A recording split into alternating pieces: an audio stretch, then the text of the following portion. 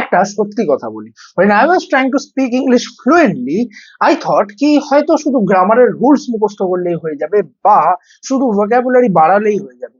Biggest mistake of my life. Fluency isn't just about grammar or vocab.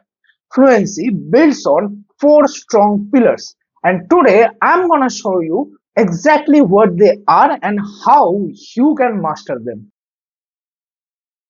First pillar, vocabulary. Fluency শুরু হয় vocabulary দিয়ে, but এখানে একটা ভুল করে বসি আমরা। We try to mug up 100 words a day and forget them all. Instead of that, start small. Simple story দিয়ে স্টার্ট করো, লাইক রাস্কিন বন্ড, বা ছোট নিউজ আর্টিকেলস পড়তে পারো। Just pick up 3 to 5 words a day and write them down in notebook. এভাবে করলে daily naturally তোমার vocabulary একা একাই ইনক্রিজ হবে without any stress. Second, grammar. Grammar মানে বিশাল টাফ কিন্তু কিছু না।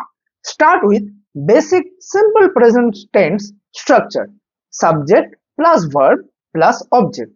সাপোজ তারা খেলতে যায়, দে গো টু প্লে। আমি ভাত খাই, আই ইট রাইস। সে স্কুলে যায়, she goes to school. এরকম করে ফাউন্ডেশন সলিড হলে then move towards continuous and perfect tenses. Otherwise grammar শিখে আর বলে মাথার সময় দুটোই নষ্ট। Third, pronunciation. Now let's be honest, আমরা বাঙালি, সো আমাদের কথায় বার্তায় বেঙ্গলি অ্যাকসেন্ট তো কিছুটা থাকবে, এন্ড দ্যাটস ওকে। এই নিয়ে ইনফিরিয়রিটি কমপ্লেক্সে ভোগার মতো কোনো ব্যাপারই না। Instead, while speaking, try to open your mouth wide and stress each word. And বড় কোনো ওয়ার্ড হলে ট্রাই করো তাকে ছোট ছোট করে ভেঙে বলার। লাইক ভোকাবুলারিকে তোমরা ভোক্যাবুলারি এরকম ভাবে যখন ছোট ছোট করে ব্রেক করে বলবে, তখন তুমি সাউন্ড করবে একদম ক্রিস্টাল ক্লিয়ার। এন্ড তাতেও প্রবলেম হলে use Google pronunciation tool. Fourth, cultural understanding. Fluency শুধু ওয়ার্ডস অ্যান্ড গ্রামার্স না, it's also about feeling the language. যেমন আমাদের বেঙ্গলি কালচারে প্রচুর প্রবাদ বাক্য, প্রচুর চলতি কথা আছে, ইংলিশেরও সেরকম আছে tons of expressions. For example, break the ice, hit the sack, piece of cake.